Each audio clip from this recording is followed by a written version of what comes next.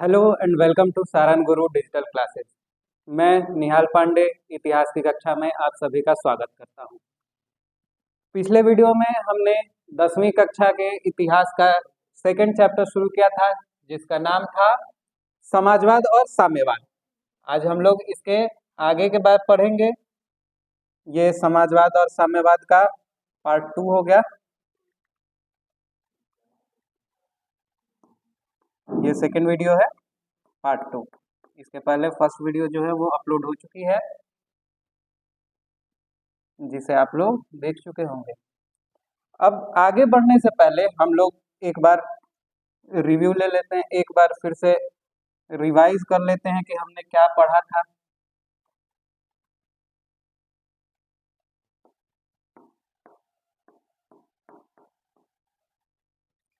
हमने सबसे पहले देखा था कि समाजवाद और साम्यवाद क्या है। समाजवाद और साम्यवाद के साथ साथ हमने पूंजीवाद का भी अध्ययन किया था। शॉर्ट में एक बार फिर से मैं बताना चाहूंगा, पूंजीवाद एक ऐसी आर्थिक व्यवस्था है जहां उत्पादन के साधनों पर निजी स्वामित्व होता है, यानी कि प्राइवेट सेक्टर का बोलबाला होता है। यानी कि जो भी उत्पादन होगा, चाहे वो वस्तुओं का हो या सेवाओं का हो, वो सब निजी हाथों में होगा, यानी उसका मालिकाना हक जो होगा किसी निजी व्यक्ति के पास होगा।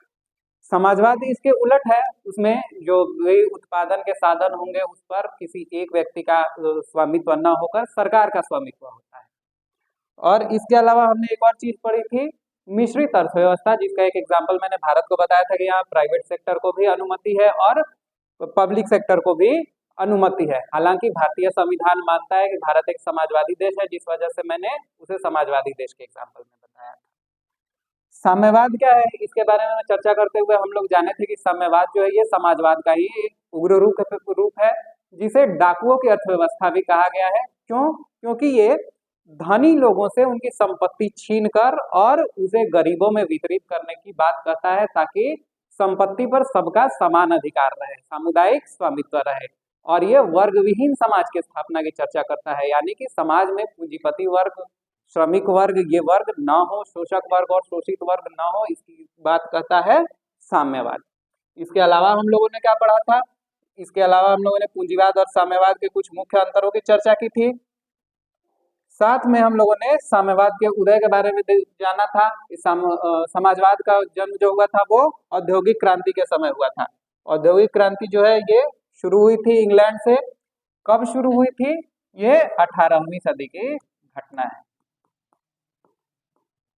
18वीं सदी में इंग्लैंड से जो औद्योगिक क्रांति शुरू हुई थी, ये धीरे धीरे यूरोप में और फिर अमेरिका में और उसके बाद से पूरे विश्व में फैलती चली गई। और इसी समय उत्पादन के स्वामित्व को लेकर श्रम वेतन और जो परिस्थितियां होती थी श्रमिकों के लिए, उन्हें बहुत कम वेतन दिया जाता था, उनके रहने के जो आवास थे वो बहुत छोटे थे, जिन्हें स्लम या झुग्गी झोपड़ियां कहा जाता था। इन सब में जो समस्याएं पैदा होती थी, इसी कारण शोषक वर्ग और शोषित वर्ग में ये लड़ाई शुरू हुई, या एक तरह से कहे तो उनमें वर्ग संघर्ष प्रारंभ हो गया था। इसके बाद हम लोगों ने देखा था समाजवाद का वर्गीकरण। समाजवाद का वर्गीकरण किस किस में किया गया था? यूटोपियन समाजवाद और वैज्ञानिक समाजवाद में। यूटोपियन समाजवाद क्या था? इसे हम लोगों ने कहा था कि कार्ल मार्क्स से पहले का समाजवाद, और जो वैज्ञानिक समाजवाद है उसको हमने कहा कार्ल मार्क्स के बाद का समाजवाद। अब कार्ल मार्क्स कौन थे, क्या क्या कार्य किए उन्होंने, इसके बारे में हम लोग आगे जानेंगे। फिलहाल हमने ये जाना था कि कार्ल मार्क्स समाजवाद के जनक थे। अब कार्ल मार्क्स के बारे में जानने से पहले उनके पहले के जो समाजवादी विचारक आए थे, जिन्हें यूटोपियन समाजवादी कहा जाता था, इनके बारे में हम थोड़ी सी चर्चा कर लेंगे। यूटोपियन समाजवादी इन्हें क्यों कहा जाता है? हिंदी में जिसका अर्थ होता है स्वप्नदर्शी समाजवादी। इसलिए कहा जाता है कि ये क्रांति में विश्वास नहीं करते, यानी कि समाज में परिवर्तन लाने की ये चर्चा नहीं करते हैं, बल्कि ये कहते हैं कि पूंजीवाद धीरे धीरे अपनी बुराइयों के चलते, अपने अंतर विरोधों के चलते स्वयं ही समाप्त हो जाएगा। इसके लिए समाज में कोई क्रांति करने की जरूरत नहीं है, कोई भी परिवर्तन लाने की जरूरत नहीं है। और उन्होंने आदर्श समाज की कल्पना की, किस तरह से ऐसा वर्ग विहीन समाज बनाया जा सकता है, यही उनका सबसे प्रमुख योगदान है। कुछ नाम है जो प्रारंभिक यूटोपियन समाजवादी थे, जिनके बारे में थोड़ी थोड़ी चर्चा करना आवश्यक है। मुख्य नाम कौन कौन से है? सेंट साइमन हो गया, Charles Fourier, Louis Blanc, Robert Owen, ये सारे नाम जो है प्रमुख यूटोपियन समाजवादियों के हैं। इनके बारे में हम लोग थोड़ी चर्चा कर लेंगे। देखिए, सेंट साइमन, एक चीज और ध्यान रखिएगा, अधिकांश जो प्रारंभिक यूटोपियन समाजवादी हुए थे वो सब फ्रांस के रहने वाले थे। जो भी प्रमुख थे, ऐसा नहीं कि सारे के सारे, जो प्रमुख समाजवादी थे यूटोपियन समाजवादी, वो फ्रांस के रहने वाले थे। कुछ जो थे उनसे अलग थे, जिनमें एक प्रमुख नाम रॉबर्ट ओवन का आता था। ये सारी बातें हमने कल के क्लास में जानी थी। सेंट साइमन, सेंट साइमन कौन थे? माना जाता है कि ये सबसे प्रमुख प्रारंभिक यूटोपियन समाजवादी जो थे उनमें सबसे प्रमुख सेंट साइमन को माना जाता है, और कई बार इन्हें प्रथम यूटोपियन समाजवादी भी कहा जाता है। प्रथम प्रमुख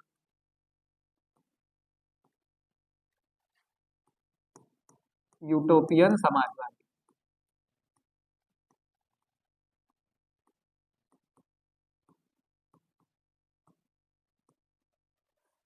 योगदान क्या रहा था इनका?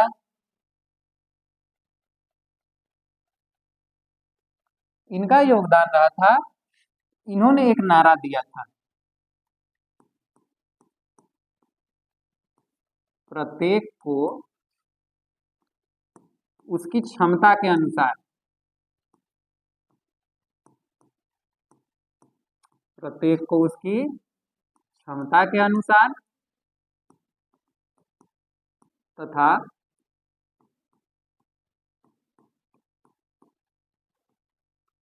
प्रत्येक को उसके कार्य के अनुसार।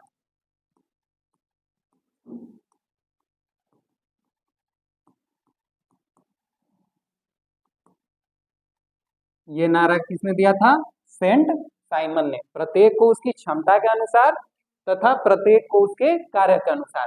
कहने का मतलब था कि कोई भी व्यक्ति जिस योग्य है उसी क्षमता के अनुसार ही उसको काम दिया जाए, और प्रत्येक व्यक्ति जितना कार्य कर रहा है उसके अनुसार उसे वेतन तथा अन्य सुविधाएं मिले। वास्तव में होता क्या था? औद्योगिक क्रांति के दौर में जब बड़ी बड़ी फैक्ट्रियां लगाई गई तो सस्ते श्रम के लिए कम मजदूरी देनी पड़े, इसके लिए उद्योगपतियों ने बड़े पैमाने पर महिलाओं और बच्चों की भर्ती की कारखानों में, और उनसे 12-12 घंटे 14-14 घंटे कार्य करवाया जाता। अब जरा सोचिए, 4 साल 5 साल 10 साल के छोटे छोटे बच्चे, और उन्हें हफ्ते में छुट्टी भी नहीं मिलती थी, 7 दिन काम भी करना पड़ता था। इसके बाद अमानवीय परिस्थितियों में, जैसे कारखाने की चिमनी साफ करना हो गया, उतनी ऊंचाई पर वो चिमनी, और छोटे छोटे बच्चों को 5 साल 7 साल के बच्चों को रखा जाता था चिमनी की सफाई करने के लिए। कई बार या तो दम घुटने से वो मर जाते थे, या फिर उतनी ऊंचाई से गिर कर मर जाते थे। तो ये अमानवीय परिस्थितियां थी। इसी संदर्भ में सेंट साइमन ने कहा कि प्रत्येक को उसकी क्षमता के अनुसार, बच्चे से अगर कार्य करवा रहे हो तो बच्चा कार्य करने के लिए सक्षम नहीं है, उसको वैसा कार्य नहीं दिया जाना चाहिए। पुरुष और स्त्री कार्य करने में सक्षम है, लेकिन ऐसा तो नहीं, मनुष्य मशीन तो नहीं है कि 20 घंटे काम करते रह जाए। तो इसी वजह से उन्होंने कहा था प्रत्येक को उसकी क्षमता के अनुसार। और कार्य के अनुसार का क्या मतलब हुआ? कार्य के अनुसार कि यदि आप 10 घंटे काम करवा रहे हैं, 12 घंटे काम करवा रहे हैं, तो उसका मेहनताना दीजिए, उसकी मजदूरी उतनी होनी चाहिए कि अपना जीवन निर्वाह कर सके। ये बात जान के आप लोगों का आश्चर्य होगा, इतना अधिक मेहनत करने के बाद भी जो उनको मजदूरी दी जाती थी वो काफी मामूली होती थी। इतनी मामूली कि वो रोजाना का खर्च भी अपना उठा नहीं पाते थे। और जो भी झुग्गी झोपड़ियां बसी हुई थी इन फैक्ट्रियों के आसपास, वहां बड़े पैमाने पर मौतें होते रहती थी, क्योंकि कारण उसका था कि वहां एक तो माहौल सही नहीं था, प्रदूषण था, फैक्ट्रियों के पास रहने के चलते प्रदूषण वहां ज्यादा होता था। बहुत ही छोटे छोटे मुर्गियों के दरबे जैसे कमरे थे जिसमें लोगों को रहना पड़ता था। उनके पास शौचालय, पानी जैसी सुविधाएं भी नहीं थी, और स्वास्थ्य सुविधा की तो खैर पूछिए ही मत, ये तो उनके पास था ही नहीं। तो इसके लिए सेंट साइमन ने काम किया, और इसी वजह से उनको प्रथम प्रमुख यूटोपियन समाजवादी माना जाता है। और उनका ये जो दर्शन है, ये जो विचार है, ये समाजवाद की प्रमुख अवधारणा। अब बारी आती है चार्ल्स फॉरियर की। चार्ल्स फॉरियर जो थे, ये आधुनिक औद्योगिकवाद के विरोधी थे। किसके विरोधी थे? आधुनिक औद्योगिकवाद।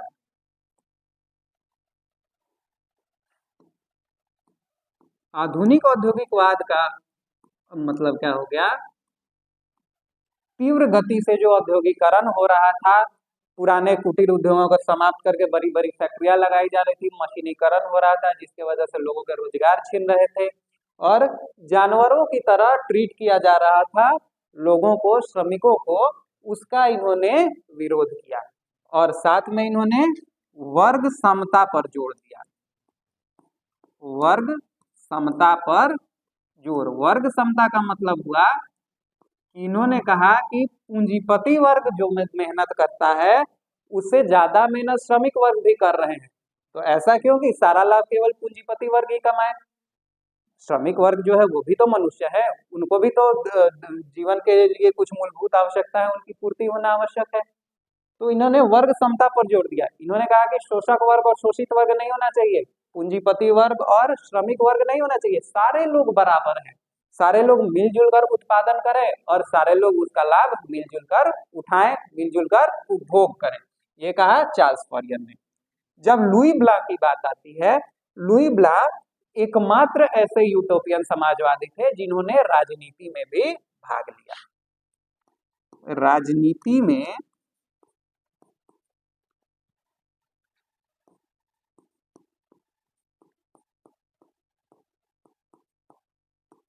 भाग लेने वाले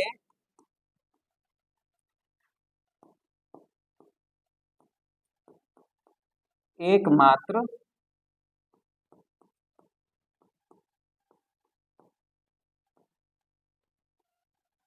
यूटोपियन समाजवादी। राजनीति में क्यों भाग लिया इन्होंने, बाकी लोगों ने क्यों नहीं लिया? बाकी जो यूटोपियन समाजवादी थे या समाजवादी थे वो राज्य की अवधारणा में अधिक विश्वास नहीं करते थे, इसलिए ये लोग राजनीति में भाग नहीं लेते थे। सरकार की अवधारणा में इनका विश्वास ही नहीं था तो राजनीति में क्यों भाग लेते? लुई ब्ला ने क्यों ऐसा किया?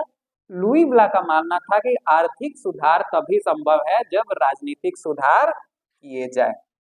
यानी इन्होंने कहा राजनीतिक सुधारों द्वारा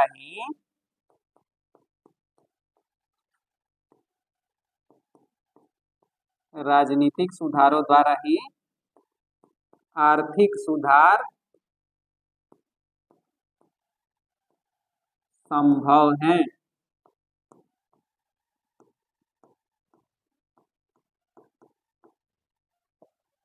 यानी प्रशासन में बदलाव नहीं लाया गया तो समाजवाद की मांग करना बेकार है, कोई उस पर ध्यान नहीं देगा। अब बात आती है रॉबर्ट ओवन की। मैंने कई बार बताया है इसके पहले भी कि रॉबर्ट ओवन फ्रांस के बाहर के सबसे प्रमुख यूटोपियन समाजवादी थे। ये जो सेंट साइमन थे ये कहाँ के रहने वाले थे? ये रहने वाले थे फ्रांस। चार्ल्स फॉरियर कहाँ के रहने वाले थे? ये भी रहने वाले थे फ्रांस के। लुई ब्लां कहाँ के रहने वाले थे? ये भी फ्रांस के निवासी थे। लेकिन रॉबर्ट ओवन जो थे ये ब्रिटेन के रहने वाले, ब्रिटेन के। और एक और मजेदार बात है, ये सारे लोग जो थे प्रमुख यूटोपियन समाजवादी जो थे ये मुख्यतः श्रमिक वर्ग से थे या ऐसा कह सकते हैं कि मध्यम वर्ग से थे। लेकिन रॉबर्ट ओवन ऐसे थे जो उद्योगपति होते हुए भी, पूंजीपति होते हुए भी यूटोपियन समाजवादी माने जाते हैं। ऐसा क्यों? इसका कारण है कि रॉबर्ट ओवन ने स्कॉटलैंड में एक फैक्ट्री लगाई। उस फैक्ट्री में जब उन्होंने श्रमिकों को पर्याप्त वेतन दिया, उनके दैनिक खर्चे के लिए, मासिक खर्चे के लिए जितना आवश्यक था, उनकी मूलभूत आवश्यकताओं के लिए जितना आवश्यक था, उतना वेतन जब दिया तो उन्होंने क्या देखा कि उत्पादन घटने के बदले बढ़ गया है। और तब उन्होंने ये सिद्धांत दिया कि यदि श्रमिक संतुष्ट है तब भी उत्पादन बढ़ेगा। अब बाकी लोग क्या करते थे, बाकी उद्योगपति पूंजीपति जो थे अधिक से अधिक लाभ कमाने के चक्कर में, सस्ता श्रम कमाने के चक्कर में जो बच्चे थे उनको भर्ती कर लिए, जो महिलाएं थी उनको भर्ती कर लिए। अब छोटे छोटे बच्चे उतनी दक्षता से तो कार्य कर नहीं सकते थे और इस वजह से उत्पादन कम होता था। दूसरी चीज, अगर हम मेहनत करेंगे और मेहनत के बदले हमें मजदूरी कम मिलेगी तो क्या हमारा मन लगेगा कार्य करने में? बिल्कुल नहीं। जब हमें मजदूरी उतनी मिलेगी जितनी हम मेहनत कर रहे हैं, तब जाके हमारा मन लगेगा काम करने में, हम और ज्यादा कार्य करने की इच्छा रखेंगे। तो यही रॉबर्ट ओवन ने किया। उन्होंने अपने मजदूरों को, जो श्रमिक उनकी फैक्ट्री में काम करते थे, उनको अधिक वेतन दिया। उन्होंने ये नहीं सोचा कि ज्यादा वेतन अगर हम देंगे तो हमारा लाभ कम हो जाएगा। जब ज्यादा वेतन उन्होंने दिया तो श्रमिक खुश हुए, और खुश होने के चलते उन्होंने और अधिक कार्य किया। ज्यादा कार्य किया तो उत्पादन भी ज्यादा बढ़ा और लाभ भी ज्यादा बढ़ा। इनको कहा जा सकता है फ्रांस के बाहर के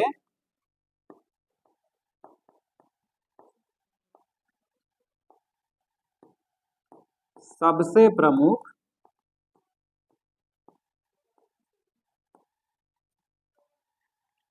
यूटोपियन समाजवादी।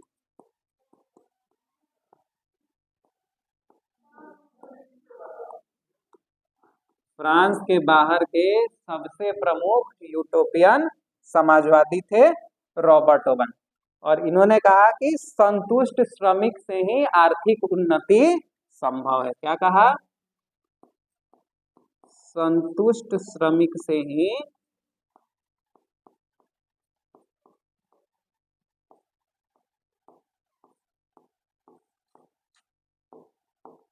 आर्थिक उन्नति या आर्थिक विकास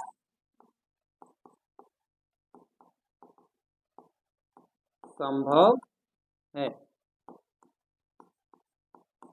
यानी हम मजदूर को काम करवा रहे हैं 14 घंटे और उसको वेतन दे रहे हैं केवल 2 घंटे का, तो उसका मन कभी भी नहीं लगेगा कार्य में, और इस वजह से उत्पादन पर प्रतिकूल प्रभाव पड़ेगा। उत्पादन कम होगा, और उत्पादन कम होगा तो निश्चित रूप से लाभ कम होगा। वहीं अगर वो संतुष्ट रहे अपने वेतन से या अन्य सुविधाएं जो उसको दी जाती है, संतुष्ट रहेगा तो ज्यादा कार्य करेगा, जिससे उत्पादन भी बढ़ेगा, बाजार में जो वस्तुओं और सेवाओं की उपलब्धता है, आपूर्ति है, वो भी बढ़ेगी, और इसका लाभ पूरे समाज को मिलेगा।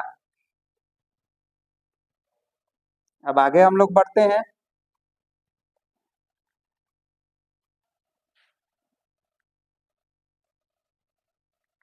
यूटोपियन समाजवादियों का योगदान। यूटोपियन समाजवादी कहने के लिए तो स्वप्नदर्शी थे, केवल सपने देखते थे कि आदर्श समाज की स्थापना कैसे की जा सकती है, कैसे हम लोग समाज में वर्ग समन्वय पर जोर दे सकते हैं, कैसे विभिन्न वर्गों में होने वाले संघर्ष को समाप्त कर सकते हैं, अमीर गरीब का फर्क मिटा सकते हैं। लेकिन क्या स्वप्न देखने मात्र से ऐसा संभव था? अगर हम केवल चाहें कि अमीर गरीब का फर्क नहीं हो समाज में, तो ऐसा केवल कह देने भर से संभव नहीं है, उसके लिए कुछ व्यवहारिक कार्य भी करने पड़ते हैं। तो व्यंग्य ये भी ये किया जाता है, इनको नाम इसीलिए यूटोपियन दिया गया क्योंकि लोग इनको व्यंग्य में कह देते हैं कि ये केवल सपने देखते हैं, कार्य कुछ नहीं करते। लेकिन क्या वास्तव में ऐसा था?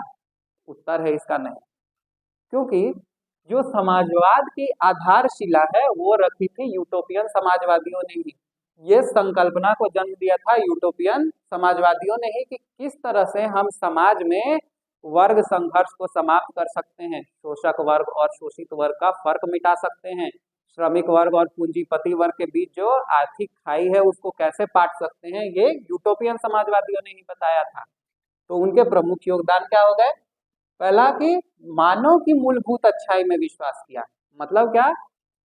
जो अन्य समाजवादी थे उनका मानना था कि पूंजीपति वर्ग दुष्ट है, वो नहीं चाहता कि लाभ का हिस्सा श्रमिकों को मिले। यानी सीधे तौर पर इन्होंने ये कहा कि अमीर लोग गरीबों की भलाई नहीं चाहते हैं, समाजवादियों ने, बाद के समाजवादियों ने और मुख्य रूप से साम्यवादियों ने। लेकिन यूटोपियन समाजवादियों ने मानव की मूलभूत अच्छाई में विश्वास किया। उन्होंने कहा ऐसा नहीं कि अमीर बुरे हैं, ऐसा नहीं है कि वो गरीबों के साथ केवल गलत करना चाहते हैं, उनसे केवल लाभ कमाना चाहते हैं। वास्तव में ऐसा है कि वो अपने लाभ के बारे में ज्यादा सोचते हैं, समाज के लाभ के लिए नहीं सोचते हैं, जिस कारण से वर्ग संघर्ष की समस्या पैदा हो रही है। इन्होंने माना कि मानव, यानी मानव करने से मतलब यहाँ पूंजीपति वर्ग से है, कि वो भी अच्छे लोग हैं, और साथ में श्रमिकों के बारे में कहा कि ऐसा नहीं कि उनकी कोई दुश्मनी है।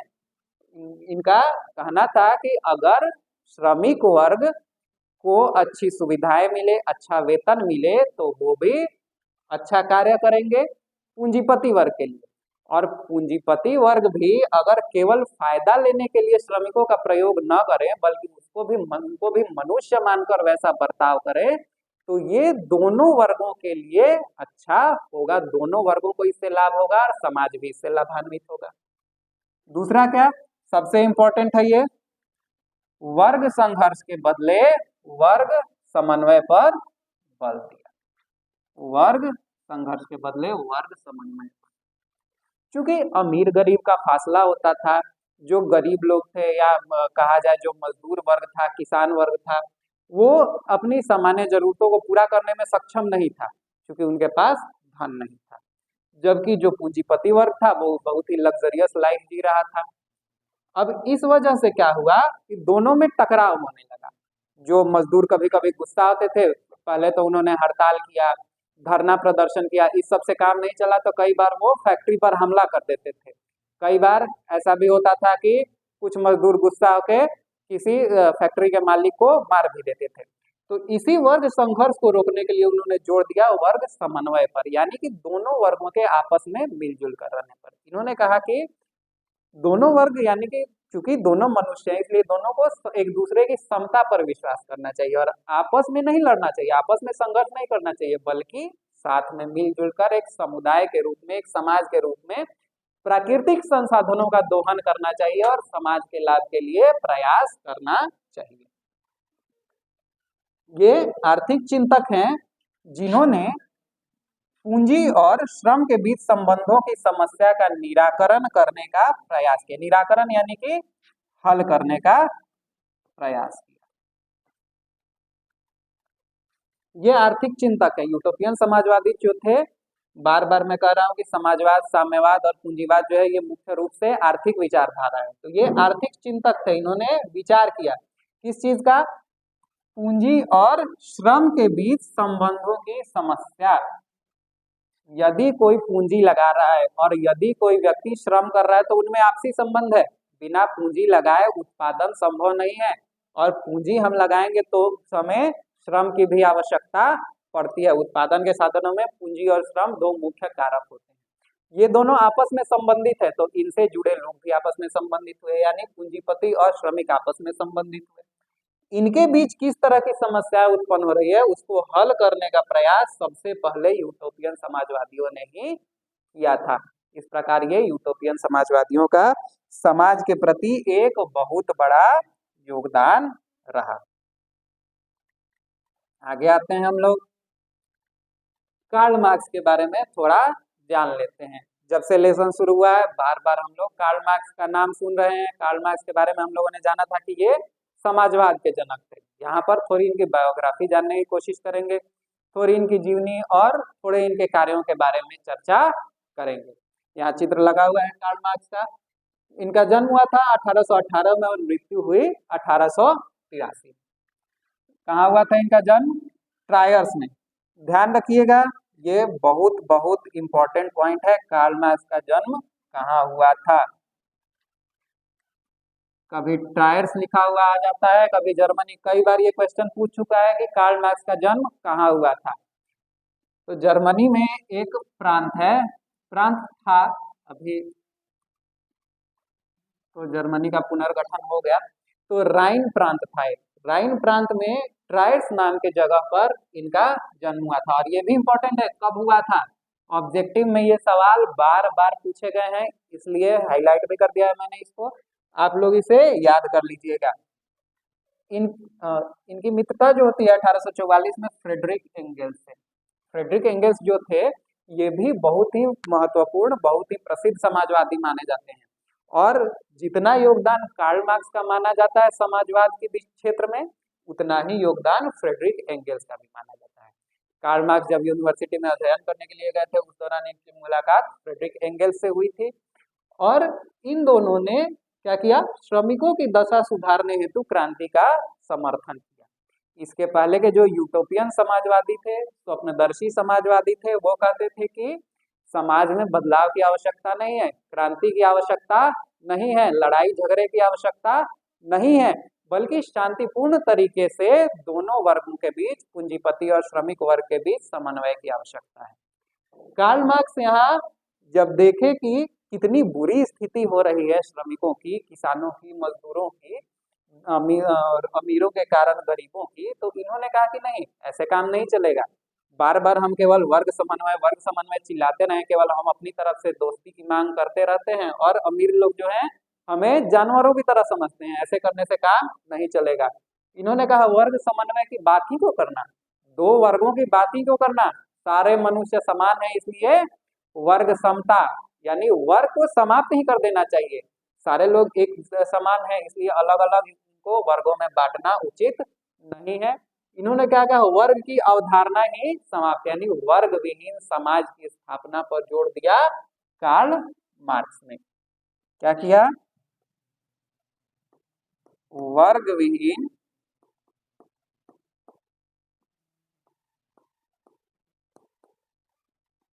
समाज पर जोर।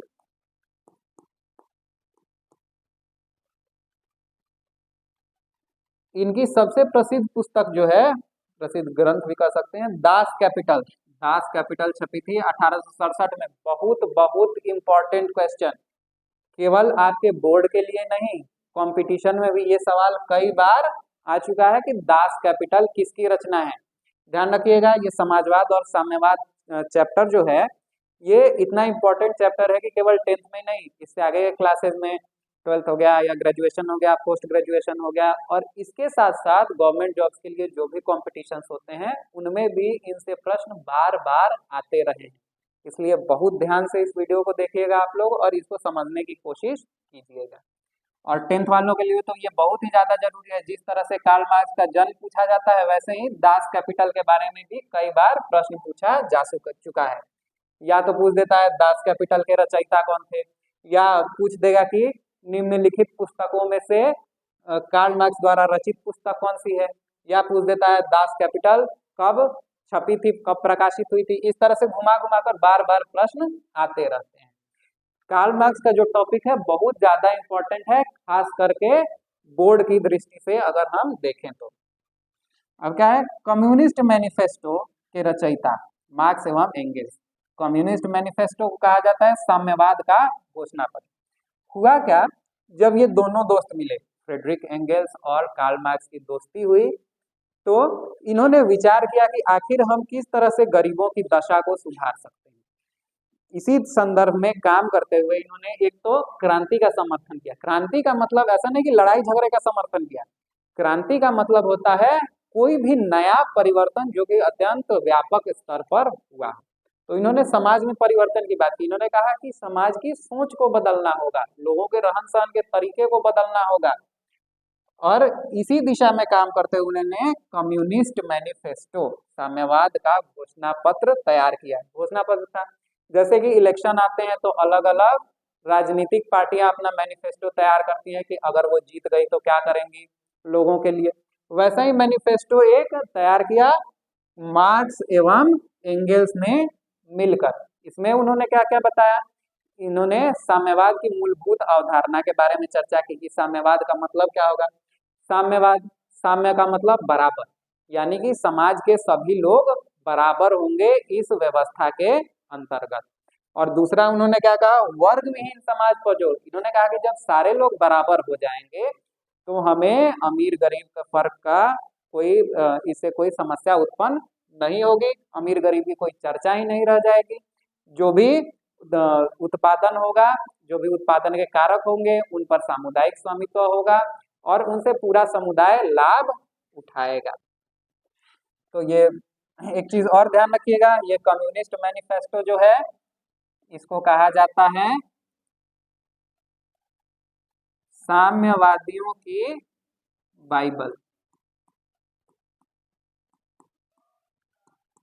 साम्यवादियों की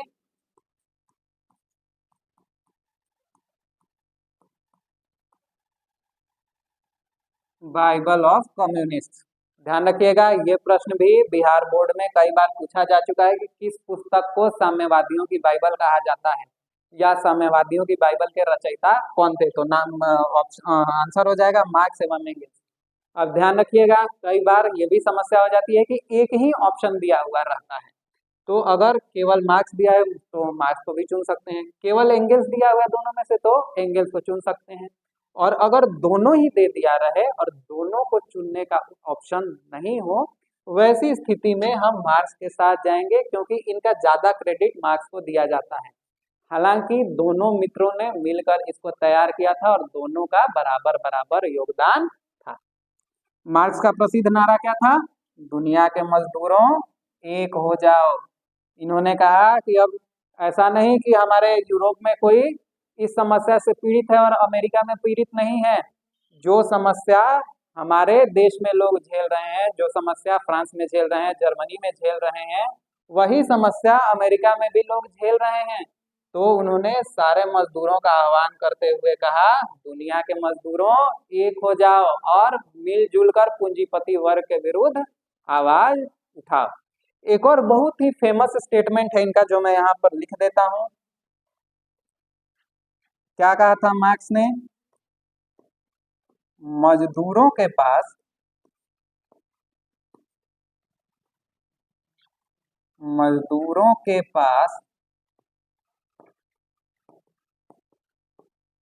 सिवाय उनकी बेड़ियों के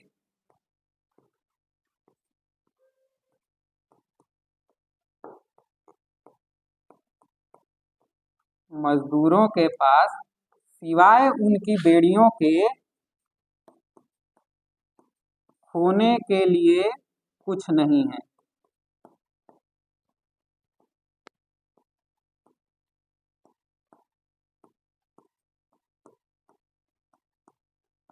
मजदूरों के पास सिवाय उनकी बेड़ियों के खोने के लिए कुछ नहीं है। किसने कहा था ये? कार्ल मार्क्स ने। क्या मतलब था इस कथन का?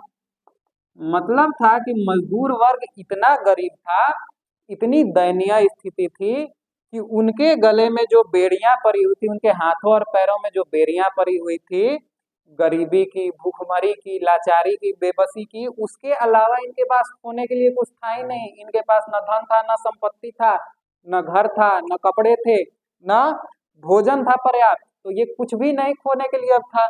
इस वजह से उन्होंने कहा कि सारे मजदूरों एक हो जाओ और हम लोग मिलजुल कर इस बुरी व्यवस्था यानी पूंजीवाद का विरोध करते हैं।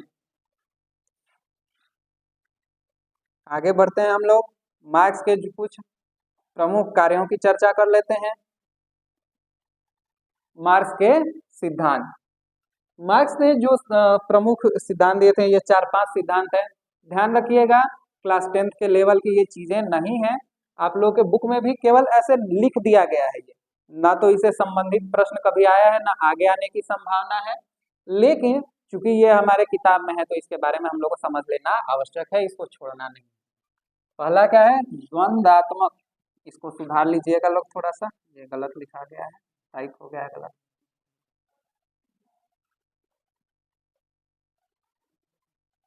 यहाँ पर वो होगा द्वंद्वात्मक भौतिकवाद का सिद्धांत।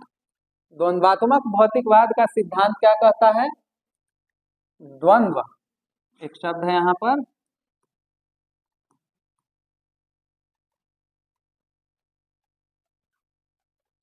द्वंद्व। द्वंद्व का मतलब होता है विरोधाभास।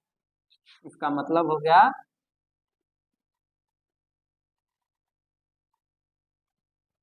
द्वंद्व यानी विरोधाभास, यानी एक दूसरे की विपरीत चीजें। इन्होंने क्या कहा मार्क्स ने कि जो भी समाज का विकास हुआ है, चाहे वो आर्थिक विकास हो या ऐतिहासिक विकास हो, सब भौतिकवादी तरीके से, यानी कि जो भी भौतिक चीजें हम देखते हैं वो द्वंद्वात्मक कारणों से विकसित हुआ है, एक दूसरे के विरोध के कारण विकसित हुआ है। कैसे? जैसे एग्जाम्पल के तौर पर हम देख सकते हैं कि जब दिन होता है तो रात भी होती है। दिन में प्रचंड ताप वाला सूरज निकलता है और रात में शीतल चांदनी वाला चांद निकलता है। इसी तरह इन्होंने कहा कि पानी है तो आग भी है, ठंडी की ऋतु है तो गर्मी की ऋतु भी है। तो ये प्रकृति जो है ये द्वंद्व पर यानी कि विरोधाभास पर टिकी हुई है, और इसी विरोधाभास के कारण ही भौतिक जितनी भी भौतिक वस्तुएं हम देखते हैं समाज के अंतर्गत, उन सब का विकास हुआ है। या समाज का विकास भी इसी कारण से हुआ है। यानी कि एक तरह से इन्होंने जो शोषक वर्ग और शोषित वर्ग के बीच का लगातार चलने वाला द्वंद्व था उसके द्वारा इसकी व्याख्या कर दी। और ध्यान रखिएगा ये सबसे मूलभूत सिद्धांत है मार्क्स के सिद्धांतों में, इसकी कोई आवश्यकता नहीं है, इसलिए मैं इसको हटा देता हूं।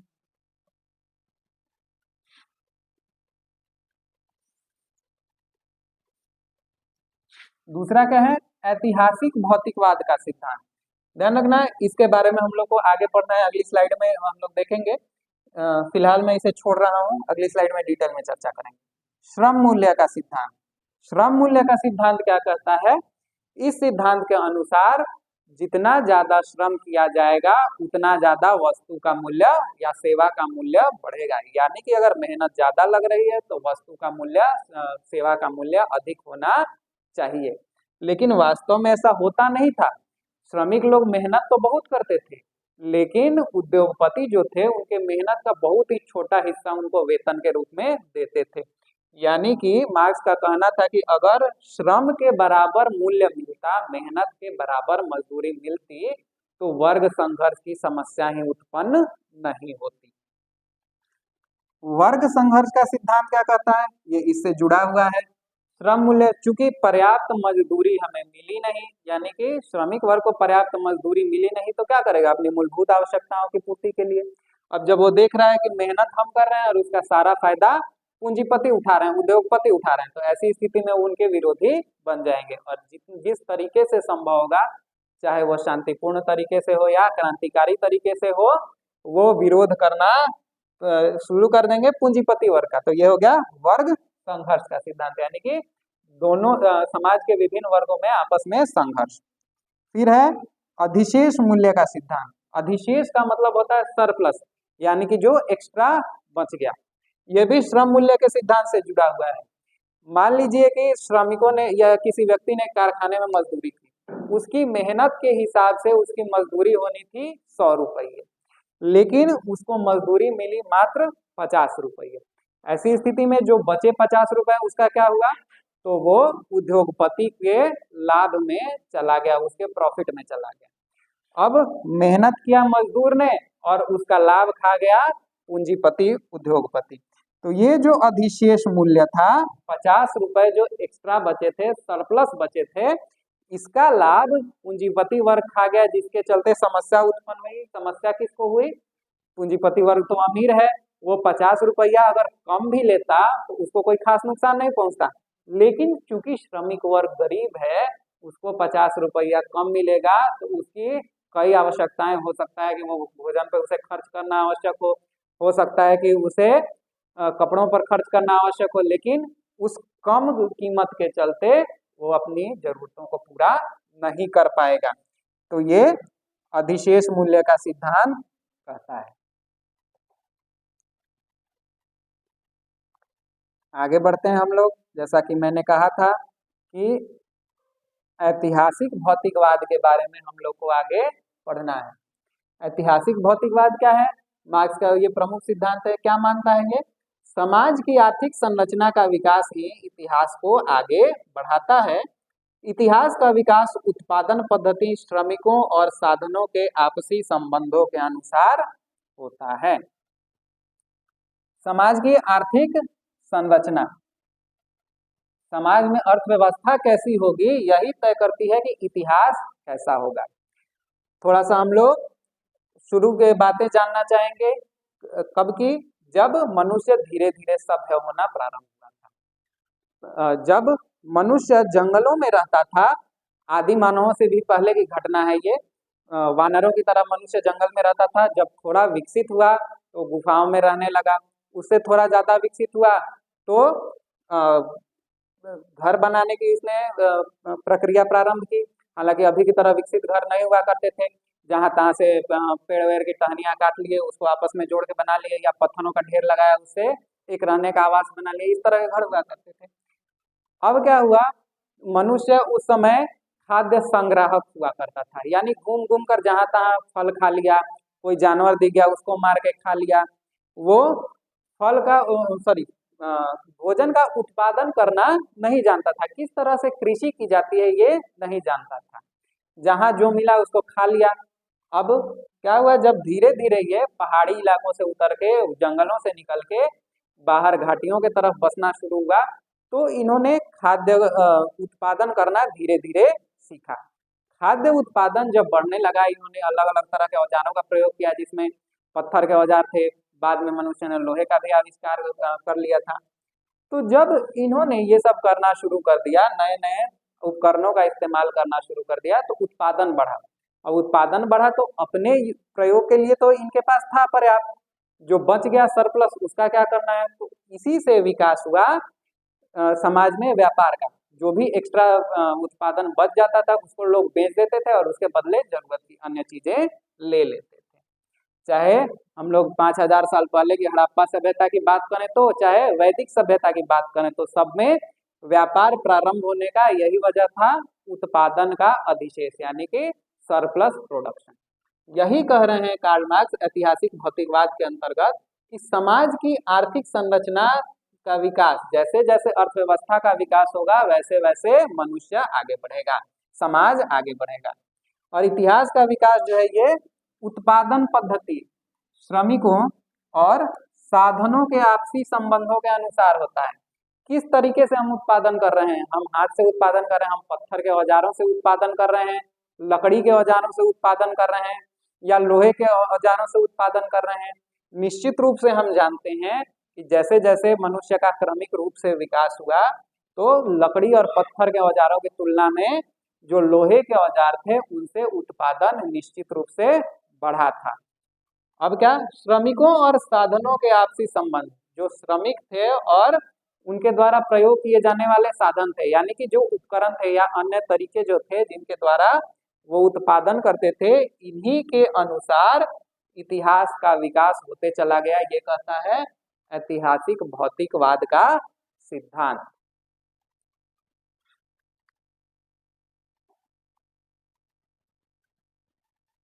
आगे हम लोग को पढ़ना है इतिहास के चरण। इतिहास के चरण का क्या मतलब, जो ऐतिहासिक भौतिकवाद है उसके अंतर्गत मार्क्स बताते हैं कि इतिहास का क्रमिक विकास किस तरीके से हुआ है। उन्होंने ये 6 चरण बताए हैं। पहला है आदिम साम्यवाद का युग। आदिम साम्यवाद यानी कि प्रिमिटिव कम्युनिज्म। क्या है ये सब, इनके बारे में हम जान लेते हैं थोड़ा थोड़ा। आदिम साम्यवाद यानी प्रिमिटिव कम्युनिज्म, पूरा लिखेंगे तो लिख देंगे age of primitive communism. Marx कहते हैं कि जब मनुष्य सभ्य नहीं हुआ था, विकसित नहीं हुआ था, तो वहां पूंजी की कोई अवधारणा नहीं थी। समुदाय के सारे लोग यानी कि समाज के लोग जो थे, एक वर्ग के लोग जो थे, वो आपस में मिलकर उत्पादन करते थे और उस पर बराबर बराबर सबका स्वामित्व होता था।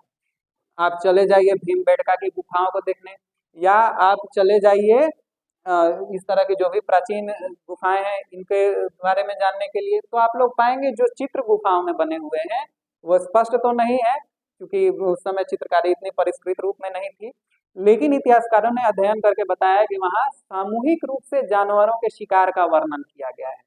सामूहिक रूप यानी कि समुदाय पूरा मिलकर, समाज पूरा मिलकर शिकार करता था और मिलजुल कर उसको खाते थे। इसी तरह जब कृषि की बात आई तो गांव के लोग या परिवार के लोग आपस में मिलजुल कर खेती करेंगे और जो भी उत्पादन होगा उसको बराबर बराबर बांट लेंगे। ये आदिम साम्यवाद था। यहाँ समानता थी क्योंकि सारे लोग मिलकर काम करते थे और वर्ग की कोई अवधारणा थी ही नहीं। इसके बाद क्या विकास हुआ, इसके बाद से आता है दास्ता का युग। ध्यान रखिएगा, ये सारी बातें जो उन्होंने कही है ये मुख्यतः यूरोप के कॉन्टेक्स्ट में कही है। ये बातें इंडिया पर पूरी तरह से लागू नहीं होती, कुछ चीजें इनमें लागू होती हैं लेकिन पूरी तरह से नहीं होती। दास्ता का युग यानी कि एज ऑफ स्लेवरी,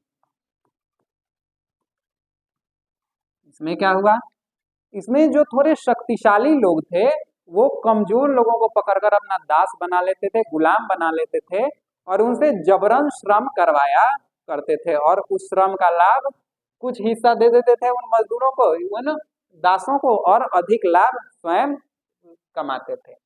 इसके बाद से आता है सामंत युग, एज ऑफ फ्यूडलिज्म। इसी से विकसित हुआ है। सामंत युग में अब गुलाम तो नहीं रहे, क्योंकि बहुत सारे देशों में गुलाम प्रथा पर प्रतिबंध लग गया, दासों को रखने पर, दासों का व्यापार करने पर प्रतिबंध लग गया। अब जो दासों के मालिक हुआ करते थे वो काफी धन संपत्ति अर्जित करके जमींदार साहूकार के रूप में विकसित हो गए। कई जमींदार और साहूकार ऐसे भी थे जिनके पास थोड़ी बहुत सेना भी हुआ करती थी, तो ये सामंत कहलाते थे। इन सामंतों ने क्या किया, दासता का तरीका बदल दिया, कार्य वही किया, शोषण का ही कार्य किया लोगों के, मजदूरों के, लेकिन थोड़ा सा तरीका बदल दिया। साहूकार क्या करते थे, धन उधार देते थे गरीबों को और उसके बदले उनसे अपना कार्य करवाते थे।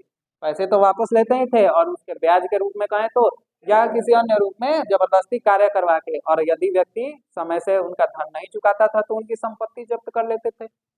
जमींदार भी कुछ ऐसा ही कार्य करते थे, लोगों को डरा धमका कर उनसे बेगारी करवाई जाती थी। बेगारी यानी कि बिना मजदूरी दिए श्रम करवाया जाता था। इसके बाद आता है पूंजीवादी युग, एज ऑफ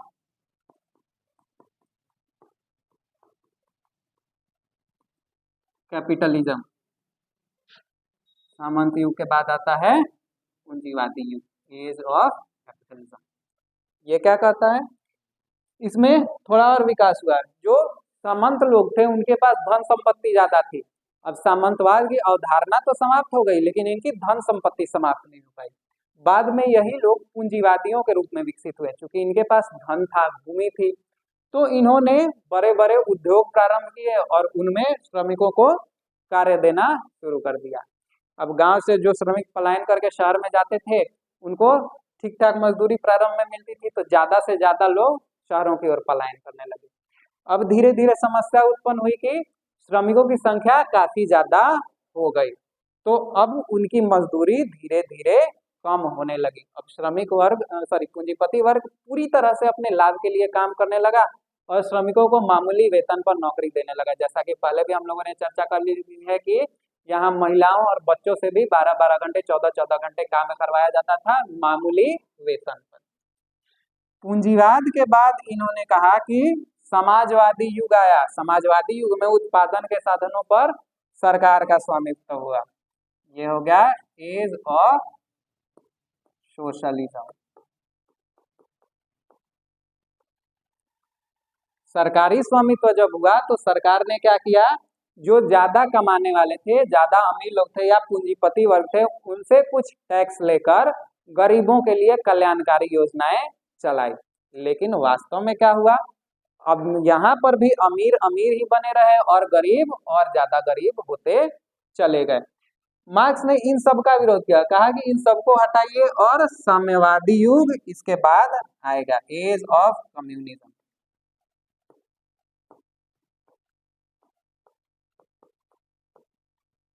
इन्होंने कहा कि इस विकास की ओर जाने की जरूरत नहीं है, पीछे चलिए आदिम साम्यवाद युग की तरफ। जैसा उस समय होता था वैसा ही अभी भी कीजिए।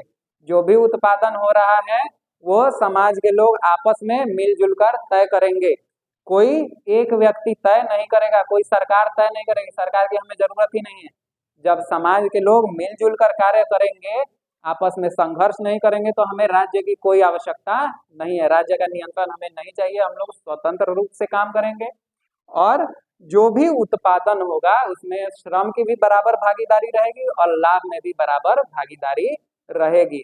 ऐसा नहीं होगा कि गरीब का बेटा बोएगा और अमीर का बेटा केवल खाएगा। ये बात उन्होंने साम्यवादी युग के संदर्भ में कही। आगे चलते हैं, कुछ और कार्य मार्क्स के हमको देखने हैं। अंतरराष्ट्रीय संघ, इसको इंटरनेशनल्स भी बोला जाता है। कार्ल मार्क्स के द्वारा प्रथम अंतरराष्ट्रीय संघ और द्वितीय अंतरराष्ट्रीय संघ, दो अंतरराष्ट्रीय संघों का गठन किया गया था। गठन का उद्देश्य इनका क्या था, गठन का उद्देश्य था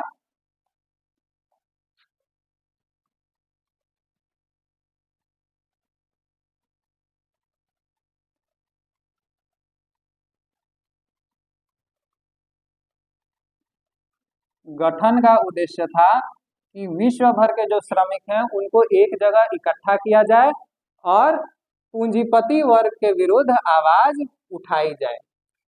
तो इसके लिए उन्होंने प्रथम अंतर्राष्ट्रीय संघ, इसको अब मैंने टेबुलर फॉर्म में डाल दिया है ताकि ज्यादा चीजें आप लोग को नहीं कलेक्ट करनी पड़े, सीधे इस टेबल को याद कर लेंगे, आप लोग का एग्जाम का काम हो जाएगा। और आगे भी इसकी जरूरत अगर पड़ती है तो आपके लिए ये लाभकारी होगा। और ध्यान रखिएगा, आप लोग अगर नोट्स बनाते हैं तो उसमें भी फ्लो चार्ट, टेबल्स, इन सब का प्रयोग कीजिएगा ताकि याद रखने में आसानी हो। अगर लॉन्ग आंसर के रिप्रेजेंटेशन में आप इनका उपयोग करते हैं तो निश्चित रूप से एग्जामिनर का ध्यान इसकी ओर जाएगा और आप लोग को ज्यादा नंबर मिलने की संभावना। प्रथम अंतर्राष्ट्रीय संघ कब हुआ? ये होता है 1864 में लंदन में। क्या इसका थीम क्या था? पूंजीवाद के विनाश का लक्ष्य रखा गया, यानी पूंजीवाद को पूरी तरह समाप्त करने का जो अंतिम लक्ष्य रखा। इन्होंने कहा कि सभी मजदूर एकत्र होकर आपस में मिलजुल कर संघ बनाएंगे और पूंजीवाद को समाप्त करने की दिशा में प्रयास करेंगे। और सबसे मुख्य बात क्या थी? एक नारा दिया गया। क्या नारा दिया गया? अधिकार के बिना कर्तव्य नहीं और कर्तव्य के बिना अधिकार नहीं। अगर आप हमें अधिकार नहीं देते हैं, यानी पूंजीपतियों से कहा, राज्य से कहा मार्क्स ने कि अगर मजदूरों को उनके अधिकार नहीं दिए जाएंगे तो मजदूरों का राज्य के प्रति और पूंजीपतियों के प्रति कोई कर्तव्य नहीं बनता, यानी कि इनकी कोई व्यवस्था नहीं है कि राज्य के आदेश को माने या पूंजीपतियों के हिसाब से चले। और कर्तव्य के बिना अधिकार नहीं। इन्होंने कहा जो व्यक्ति जितना कर्तव्य करेगा राष्ट्र के प्रति या समाज के प्रति, उसको अधिकार भी उतने ही मिलने चाहिए। यानी कि अगर कोई व्यक्ति देश की भलाई के लिए, समाज की भलाई के लिए कार्य नहीं कर रहा है तो उसको उसके कर्तव्यों से उसके अधिकारों से बेदखल कर देना चाहिए। दूसरे अंतरराष्ट्रीय संघ में क्या हुआ? इसको बोलते हैं फर्स्ट इंटरनेशनल।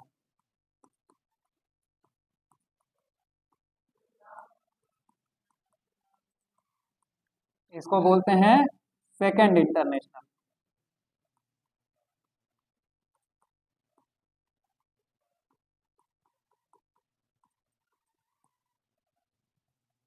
सेकेंड इंटरनेशनल में क्या होता है? ध्यान रखिएगा, फर्स्ट इंटरनेशनल 1864 में लंदन में होता है और सेकेंड इंटरनेशनल जो होता है ये 1889 में पेरिस में, यानी कि ये फ्रांस में होता है और ये ब्रिटेन में होता है। और इसमें अंतरराष्ट्रीय संघ का सचिवालय गठित किया गया। सचिवालय का मतलब कि एक तरह समझ लीजिए कि उसका ऑफिस बनाया गया, कहाँ बैठ के काम करना है, तो वो ब्रुसेल्स में निर्धारित किया गया। और क्या हुआ? सेकेंड इंटरनेशनल की एक और महत्वपूर्ण या कहें कि सबसे महत्वपूर्ण घटना रही 1 मई 1890 की व्यापक हड़ताल। यूरोप में भी हुई और अमेरिका में भी हुई। यूरोप और अमेरिका के मजदूरों ने 1 मई 1890 को व्यापक हड़ताल की। इन्होंने फैक्ट्री के सारे काम इस दिन बंद कर दिया और मात्र एक दिन के काम बंद होने से उत्पादन इतना गिरा, इतना अधिक नुकसान हुआ कि पूंजीपतियों की हालत खराब हो गई।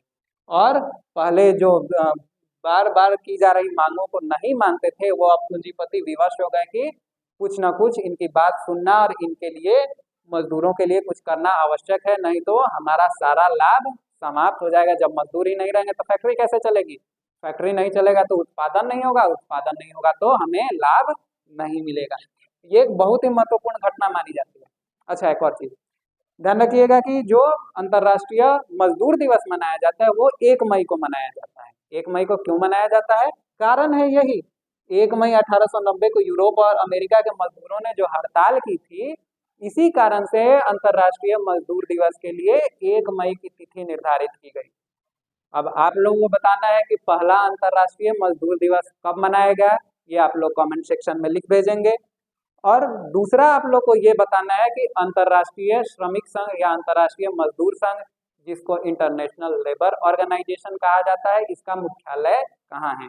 इन दोनों प्रश्नों के उत्तर आप लोग को कमेंट सेक्शन में लिख भेजने।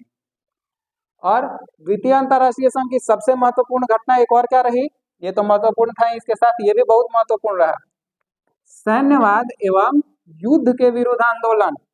सैन्यवाद का मतलब हो गया अलग अलग देश अपनी मिलिट्री फोर्सेज को मजबूत करने के लिए प्रयासरत थे यहाँ पर। और ये कोई भी देश जिसकी मिलिट्री फोर्सेज ज्यादा ताकतवर रहेगी वो कभी भी दूसरे देश पर हमला करके उसकी स्वतंत्रता को छीन सकता था। इस वजह से द्वितीय अंतर्राष्ट्रीय संघ में सैन्यवाद और युद्ध के विरुद्ध आंदोलन चलाया गया और राष्ट्रीय स्वतंत्रता पर बल दिया गया। यानी कि कहा गया बहुत ज्यादा मिलिट्री की जरूरत नहीं है, बहुत ज्यादा हथियार की जरूरत नहीं है। आखिर जब हम कुछ अपने लाभ के लिए नहीं करना चाहते, सारे देश कह रहे हैं कि हमें दूसरे का लाभ नहीं चाहिए, तो दूसरे की स्वतंत्रता क्यों छीनेंगे। और जब स्वतंत्रता नहीं छीननी है, कुछ गलत नहीं करना है, तो हमें ताकत बढ़ाने की कोई आवश्यकता नहीं है। तो यहाँ पर निर्णय लिया गया द्वितीय अंतर्राष्ट्रीय संघ में कि जहां तक संभव हो सके हम लोग विरोध करेंगे सैन्यवाद का और विश्व में चलने वाले विभिन्न युद्धों का। आगे देखते हैं। आज के लिए हमारा जो टॉपिक था वो कंप्लीट हो चुका है। क्वेश्चन एंड आंसर सेशन में अगर आपको कोई भी क्वेश्चन पूछना हो इस टॉपिक से रिलेटेड तो आप यूट्यूब के कमेंट सेक्शन में लिख सकते हैं, या फिर यहाँ नीचे हमारा जो टेलीग्राम चैनल है हिस्ट्री के लिए, history@saranguru, इसको आप लोग ज्वाइन कर सकते हैं और यहाँ पर अपनी जो भी समस्याएं हैं, जो भी प्रश्न है इससे संबंधित वो पूछ सकते हैं। धन्यवाद।